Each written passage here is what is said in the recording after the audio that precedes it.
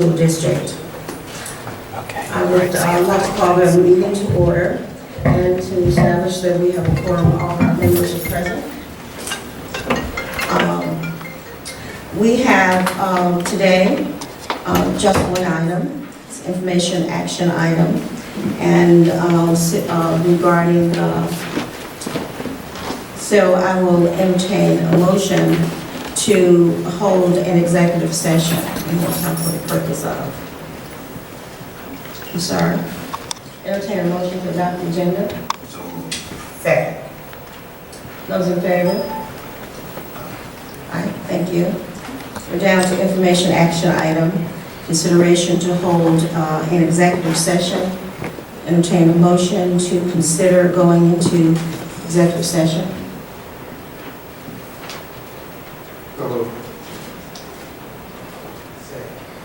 It's been moved and second that we consider going into executive session.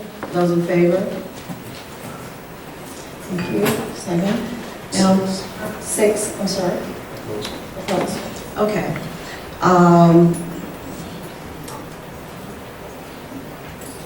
Okay, so we are going into closed session to consider an executive session. So, ladies and gentlemen, thank you very much. Thank you for remaining for this report. As a school board, our first and foremost priority, of course, is the well-being of our students. Education is not a line item on the school board's agenda. It's the only item. We are guardians of the public trust, and through the policies we make, are ultimately responsible for the success or failure of Jackson Public Schools. The board serves as the advocate for educational excellence for the community's youth. This responsibility often entails difficult choices, self-sacrifice, and exposure to public criticism. The Jackson Public School District recent rating by the Mississippi Department of Education is a regression for the district. After much deliberation and discussion, Dr. Gray today indicated his intent to resign as superintendent. His last day of employment is yet to be determined. The superintendent will continue to serve until the time he and the board can mutually agree on a final day of employment. The details surrounding his compensation for early departure have not been finalized. The board will meet on Tuesday to finalize the details with Dr. Gray and to discuss the next steps toward naming an interim until a search can begin for a new superintendent for Jackson Public Schools. Thank you very much.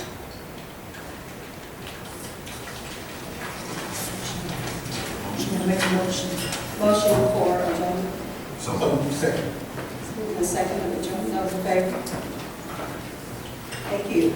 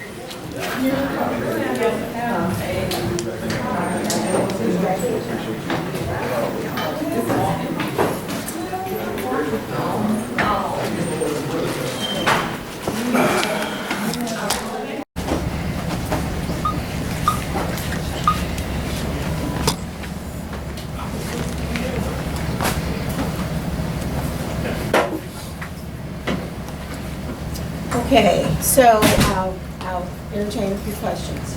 What are your thoughts about him tendering his resignation? Well, you know, there's never a good time to lose anyone when you're trying to have an improved system. So like anyone, you know, it is not something that we wanted to happen. So we have to consider, you know, that as well as both sides of our issues. Did he indicate reasons besides the new grade for why he was resigning, or why he intends to resign? No, his intent is to resign, so we, you know, you have to know that based upon the scores that we've gotten recently, as well as perhaps the cap. I'm not going to speculate because his intent is to resign, and I don't have the actual resignation letter. But these kinds of issues, of course, I would suspect might have played into his intent. That wasn't discussed in the meeting? His intent, no. What exactly did he say to you? Or what exactly did he say during the board meeting? The board meeting was a discussion of the board members. How do you move forward? What's the plan to move forward? Well, you know, clearly that's one thing that we absolutely have to do. So we will pull together the team, the leadership team, and develop a strategy how to move forward, because you know that our basic focus really is on the academic achievements of our children. And so we have to figure out a way to do that. You know, we'll start as soon as possible. We'll name an interim to take the helm, and then we will continue with a search committee so that we can find a permanent superintendent for Jackson Public Schools. Do you expect to name an interim as he continues to deliberate his resignation? We're still working out the details of that. So we want, we'll, in the meeting on Tuesday, we'll have a better sense, and of course this has happened, so we'll have to you know, kind of strategically work through that to reach the decisions that we need for to have an interim, and then for his departure as well. How much time is left on his contract? Excuse me? How much time is left on his contract? I think they have about 30 months, through 19. Through 19. Okay.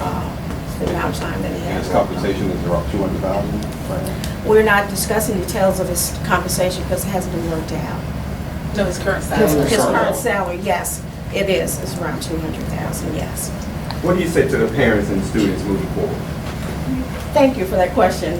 You know, what I say to parents and students moving forward is that I want everybody to understand that there are often times when unexpected occurrences happen, not only in our school systems, but throughout our the business world as well.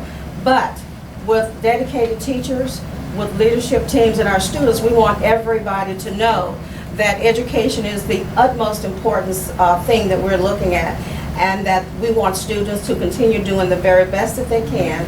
We want parents to encourage their children to also do the best that they can, and we want parents to participate in a way like they've never participated before.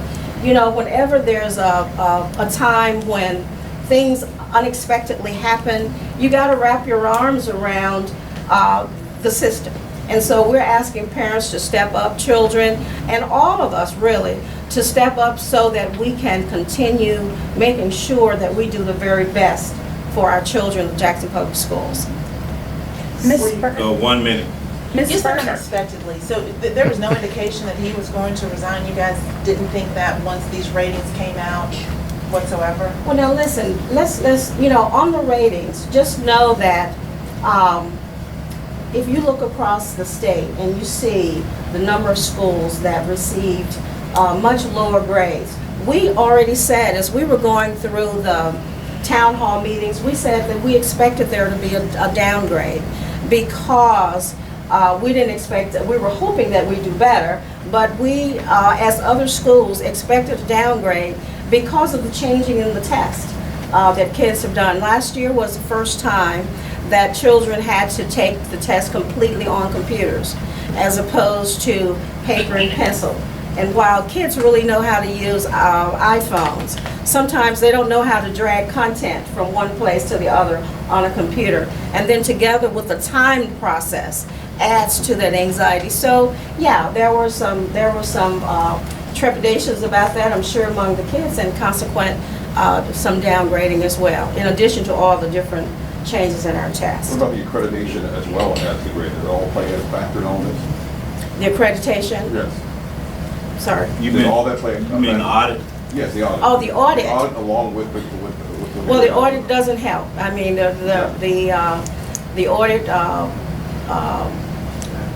corrective action plan that we submitted, have already submitted.